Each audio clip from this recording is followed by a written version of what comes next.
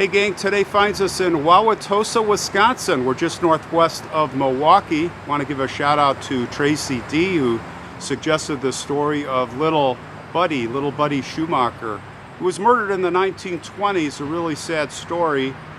Going to take a walk to his grave.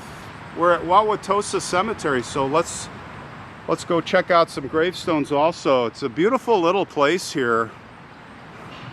A beautiful little town, and it was a very idyllic little town back in the 1920s, and unfortunately it would attract some dark figures, as often happened actually in a lot of these idyllic towns.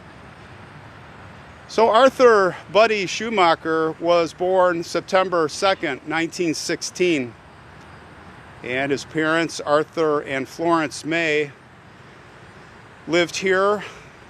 There was an older sister named Jeanette Alice. She was about a year older than little Buddy.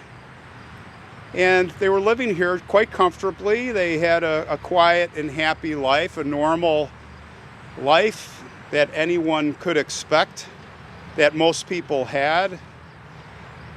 And, you know, as I was saying, back in the early 1920s, and it wasn't unlike a lot of, well, remember the Babes of Inglewood? Remember that story I did? Very similar kind of story where you get these beautiful little neighborhoods and it would attract these transients, these bad people back then, and this was no different. And it became noticeable. And within that group of transients, there would be predators of children. So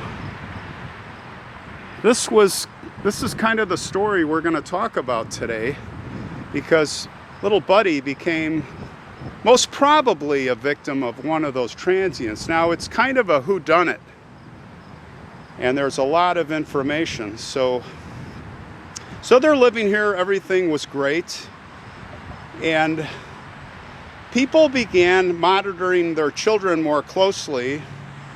As I was saying, there were kidnappings, there were bad things happening, and there was a story that happened here, and everybody was up and alarmed. Prior, there was some disappearances, but anyway, everything was kind of settling down. It was the morning of Friday, July 24th, 1925. So July, right? It's summer vacation. All the kids are off school. And little Buddy is anxious to get out there to play with his friends. He's 8 years old.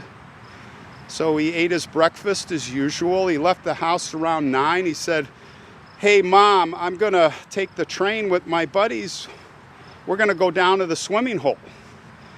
So his parents said, "Okay, that sounds good. Go ahead. Be careful." And they sent him off to have fun. But as evening approached, he didn't come home. And as evening turned into night, parents got really worried, as anyone would. Now his father, Art, got in his car. He started driving around the neighborhood looking for Buddy. He went to all of his friends' houses. Where's Buddy? Nobody knew. They hadn't seen him for quite some time, but they told him he was with them, but they had lost sight of him somewhere between the swimming hole and the train tracks. Now, Art didn't stop there. He went to his relative's house. I think he had one or two relatives here. He went there to ask. Maybe little Buddy was with them, but no.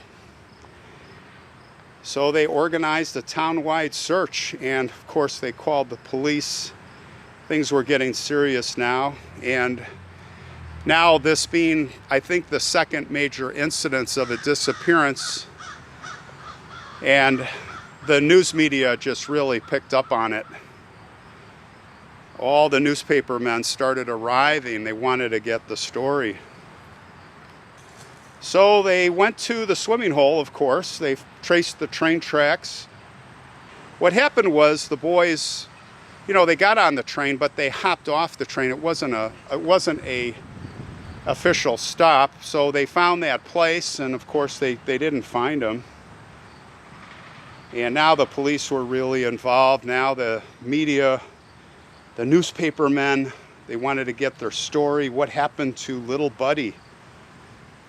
Maybe it was a grudge against Dad. Maybe it was a vengeful family member. Oh, they started creating all of these stories, all of these rumors. I mean, the newspaper people did that back then. They would invent whatever they could to make an interesting story.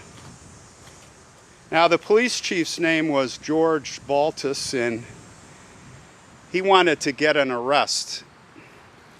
And he was getting a lot of pressure from the community. Now, we've heard this before, and when the police were under pressure, and even today, they're a little bit desperate for suspects. Sometimes they didn't care who got arrested, guilty or innocent. They had to get somebody, and they had to get them quick. So they started the investigation. And of course, the initial suspect quickly became a man who was said to have appeared at the swimming hole while they were all there. One of these transients, no doubt. And the boys, you know, they were interviewing the boys. There were 4 of them. And he said, he chased us into the forest. As they were running from this man, the 3 older boys lost sight of Buddy. Now, there was a different twist to it told. The boys told the detectives that he'd been chased off by a man from a stone quarry. Well, the newspapers started picking up on all of that. Of course, nothing is kept confidential. So they just start making stuff up from there. So another story to the reporters. As they had jumped from the train, one of them said they'd heard a man say, "Hey, where are those kids going?" And as the boys ran away from the man who was saying that, they noticed that Buddy didn't run. He stayed near the tracks. The man lost interest in chasing the 3 other boys, and they said he approached Buddy by the track. One of the boys said that this man was one of the many transients that had come to town. So now we've got this whole narrative going about the transients.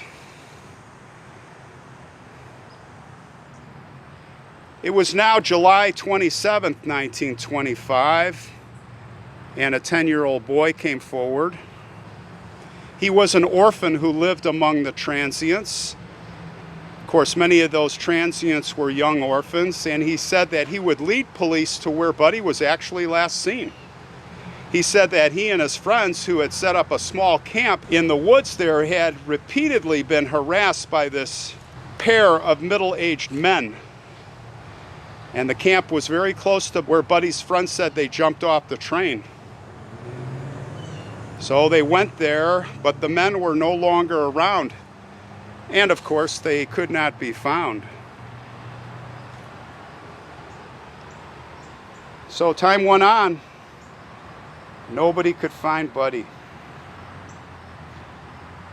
Then the next thing that happened one day, there was a man from Milwaukee who came to town in order to hunt for mushrooms. And it was September 13th, 1925.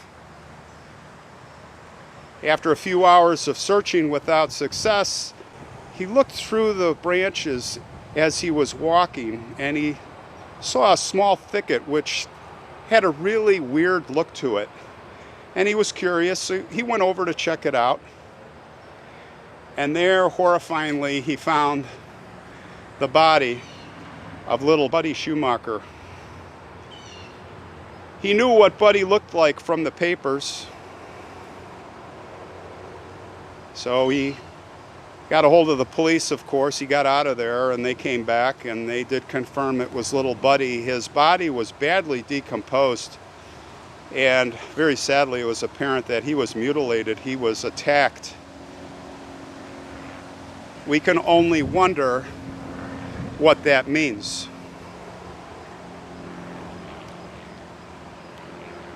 The autopsy showed that Buddy had been beaten. He'd been abused sexually, assaulted, and strangled. So they figured it out. But the official cause of death was found to be this handkerchief that had been stuffed down Buddy's throat. So he had suffocated. There was very little evidence other than that handkerchief. The handkerchief did have an embroidery mark, the letter A. So the detectives, they were kind of reaching dead ends. And they were kind of looking at the transient community and the parents, as so often are the first suspects. Parents told the detectives the handkerchief did not belong to them or Buddy. So the detectives said, you know what, we're going to put this out in the newspaper and we'll see if any of the public knows. And of course, as expected, calls started coming in. In the meantime, Buddy's friends were brought back to the police station. They had a lineup of the transients. They were trying to pin it on one of them. And the boys, well, they couldn't agree. You know, one said, hey, that's the guy. And two of the others said, no, that's the guy.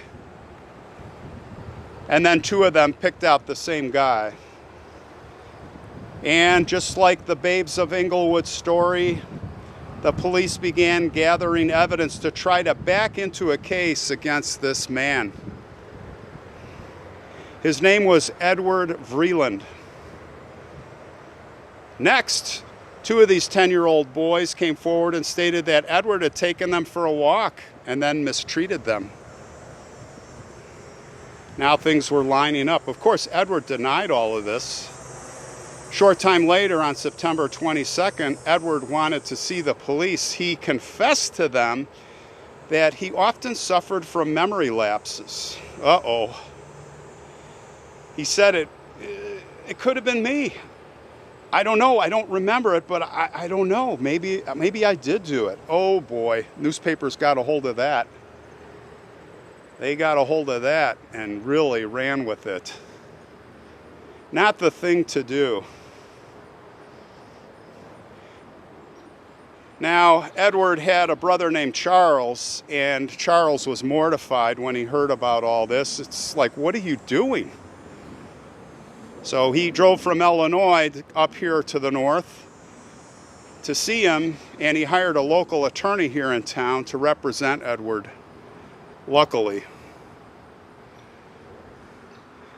Because that's when Edward shut his mouth, as he should have. The police really couldn't do anything with it, of course. So luckily, as we refer back again to the story of the Babes of Inglewood, this time no innocent people were executed. Thank heavens. So the detectives focused back on the handkerchief. They're just really desperate to figure something out. And as I was saying, those calls were coming in. Well, there was a woman. Her name was Emma Abel, Mrs. Emma Abel. And she said, I know that handkerchief. She said she'd taken a man into her home for a couple of days, probably a transient, and she shared meals with him. He was basically starving. And she said he had one of those, he had that handkerchief. And you know what? I think his name was Edward Vreeland. She came down to the station to personally identify the handkerchief. However, when she did, guess what? The handkerchief was gone, mysteriously. So police were getting back to Edward, and they decided that their next move was, let's take him back to the scene of the crime. Let's get him back there, and let's see if anything gets triggered. So they went back to that thicket, and he stood there, and they said, did you do it? Is this it? And that's when Edward looked around and said, before God, I am innocent. Now, the police didn't believe him. They were next contemplating getting out that stuff called the truth serum, that new drug they were gonna try out on him. But then all of a sudden, I think it was the same day, a clerk in the DA's office found that handkerchief. It was accidentally placed in a safe along with some other stuff from the case. So they were back to square one again. They kind of decided, well, let's focus back on that. There were a lot of other people who came forward. You start getting the erroneous, I know who did it, I recognize that handkerchief, you know, all the cranks. It would all keep coming back to Edward. And the police kept bringing him in. And finally, the attorney and Edward's brother, Charles, they're just like, we're going to file a writ of unlawful detention, and we're going to sue, and we're going to do this and that. So the police finally had to give up on Edward. Now it could have been Edward. We don't know. We're walking up on the grave right now of little Buddy.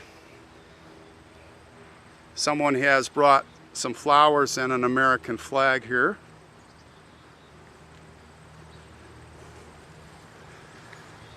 Right here. It took me a long time to find this grave. It's misidentified here. We're in section 7 and it said section 6-7 and all kinds of other numbers.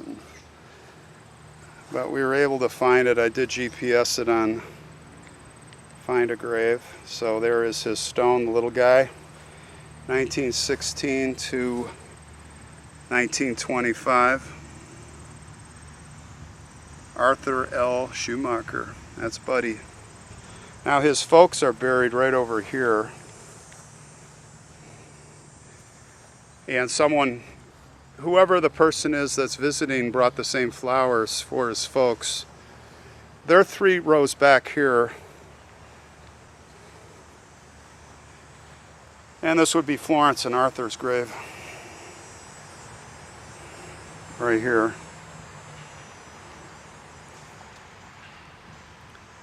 So Florence passed away in 1961, and Arthur lived on till 1976.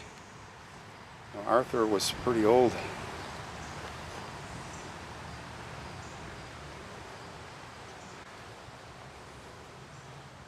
Beautiful spot here for the family.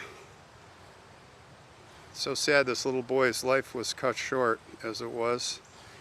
Unsolved case, guys. I'm sure the killer is dead, long dead. We'll probably never know. We won't ever know who did it. So as those false accusations and dead ends streamed in after weeks, months, and years, Buddy Schumacher's name would appear every now and then in the paper whenever a child went missing in the area. And then he was mostly forgotten.